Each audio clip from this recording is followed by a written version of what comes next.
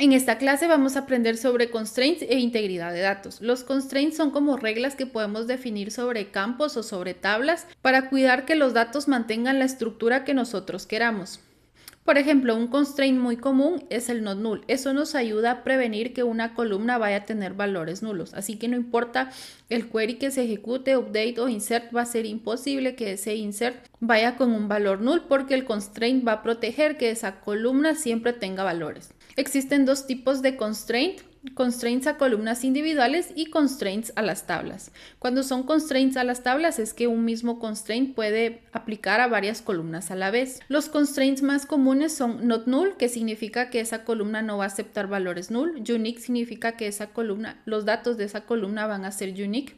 Y luego primary key, que es la llave primaria de las tablas, y esta es una combinación de not null y unique, porque eso significa que esa columna no va a aceptar null y que los valores tienen que ser únicos. Luego tenemos foreign key, que sería una referencia a la llave primaria de otra tabla o al campo para relacionarse con otra tabla. Luego tenemos el chain constraint, que sirve para validar condiciones custom sobre un campo. Tenemos default, que lo que hace es asignar un valor por default cuando no especifiquemos un valor. Y tenemos el create index, que sirve como para asignarle índices a las columnas. Hay dos formas comunes de asignar los constraints. Una sería cuando hacemos el create table, definir la tabla con todo y sus constraints. Otra forma es crear la tabla y luego apoyarnos de query alter table para agregarle los constraints que necesitemos. Veamos acá estos dos queries que son equivalentes. Vamos a crear la tabla que se llama invoices.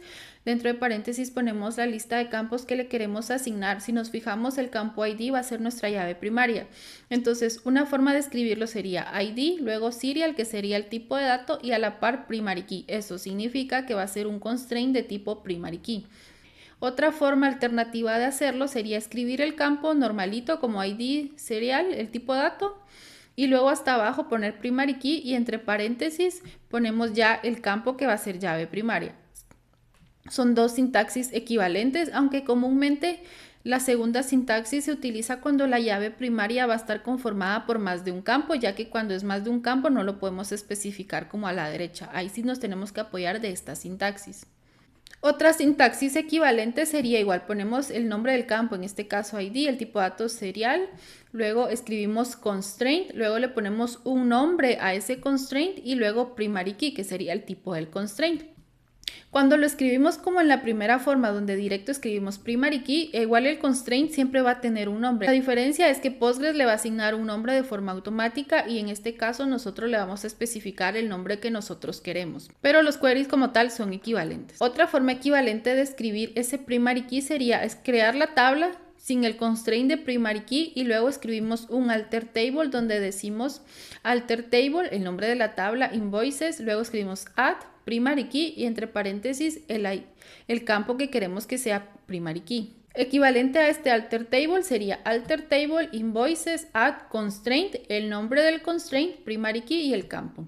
La diferencia es que cuando no ponemos como constraint y nombre, la base de datos le va a asignar un nombre automático, pero como tal los dos queries funcionan. Veamos que acá el campo product ID tiene un constraint not null.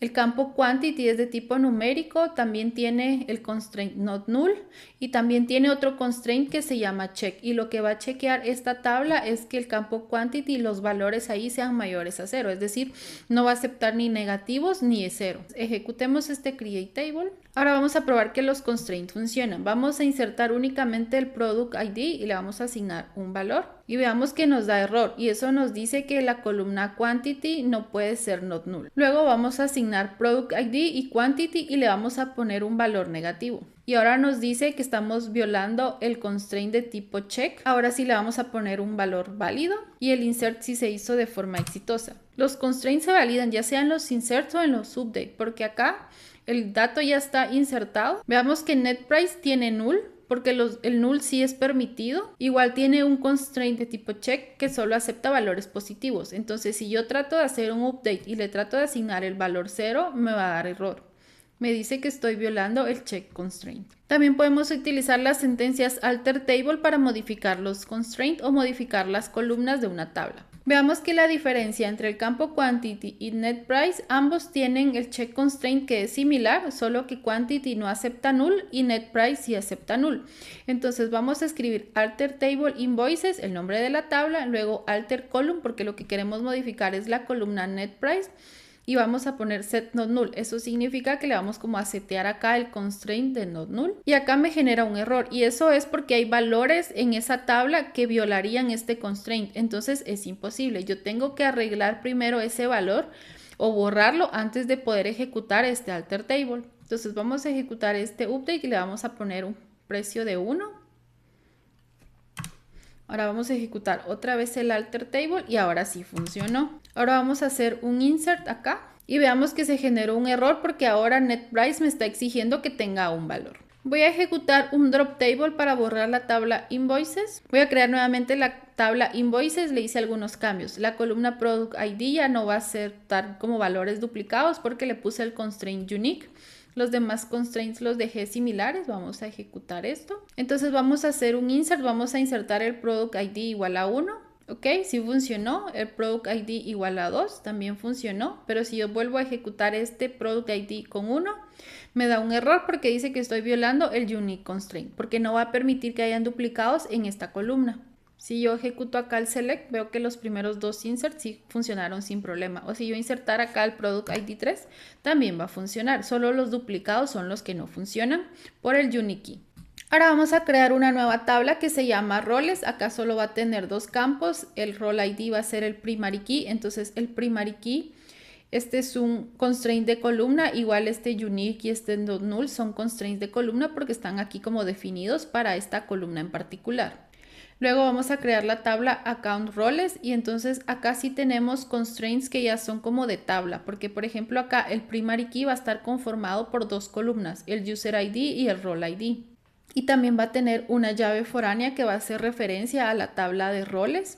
Veamos que el tipo de datos role ID aquí dice int y aquí dice serial, pero los tipos de datos deberían de coincidir y sí coinciden. El tipo de dato serial es un tipo de dato entero, solo que lo que significa es que es una secuencia automática, pero el tipo de dato es entero, solo que se escribe de esta forma, entonces no hay problema con los tipos de datos. Y acá tendríamos otra llave foránea hacia la tabla accounts. Luego vamos a crear una tabla que se llama user. Acá está la lista de campos y veamos que acá tengo un constraint de tabla y esto es porque va a aplicar a varios campos. Acá escribo constraint, luego el nombre del constraint y el tipo de constraint, en este caso sería check, abro paréntesis y dentro de los paréntesis pongo la condición o las condiciones que quiero validar. En este caso voy a validar como dos campos a la vez. Voy a validar que el username, si el username es null o es igual a nada y el email es igual a null o es igual a nada, entonces esto no tengo que permitir esto, por eso tengo el not. Entonces vamos a crear la tabla. Ahora vamos a insertar varios valores a la vez. Escribimos insert into, el nombre de la tabla, los campos que queremos insertar, values y la lista de campos. Y veamos que acá voy a asignar el username, pero el email nulo. Acá no asigno username, pero sí asigno email. Acá asigno username e email y acá asigno username y el email lo pongo como un string vacío. Voy a ejecutar esto. Al parecer sí funcionó. Ahora tengo acá otros insert y voy a asignar doble null. Veamos que en la definición de la tabla el campo username y el campo email sí aceptan null, pero tenemos un check constraint de tabla que no acepta esta combinación. Entonces si yo ejecuto, me da error porque me dice que estoy violando el check constraint y acá me muestra el nombre del constraint que yo puse. También esta combinación donde este es null y este es string vacío también me va a dar error. Igual el mismo check constraint, luego acá el mismo check constraint me da error y en esta combinación también. Entonces ahí vemos que los check constraint nos ayudan como a validar o a proteger que la base de datos no se vaya a llenar de información basura. También es importante que esos check constraint o todos los constraints que usemos no sean como tan restrictivos de que al final no vayamos a ser capaces de guardar la información mínima que nuestro sistema requiera. Ahora voy a crear como un constraint de tipo unique, pero sobre una tabla, no sobre un campo en específico, sino sobre la combinación de dos columnas.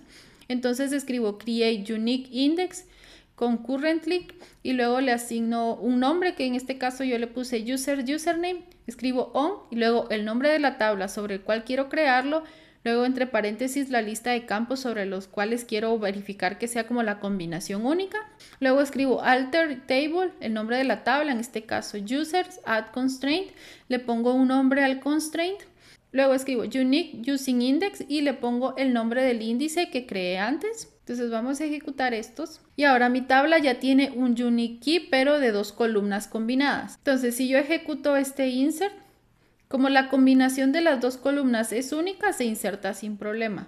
Si yo lo vuelvo a ejecutar, ya me da error porque dice que estoy violando el unique key. Y luego tengo otro insert donde el email sí es el mismo, pero el usuario ya es otro. Entonces la combinación ya no es única, entonces sí me va a permitir insertarlo. Si vuelvo a ejecutar este query, acá me va a dar error porque ya estoy violando esa combinación de único.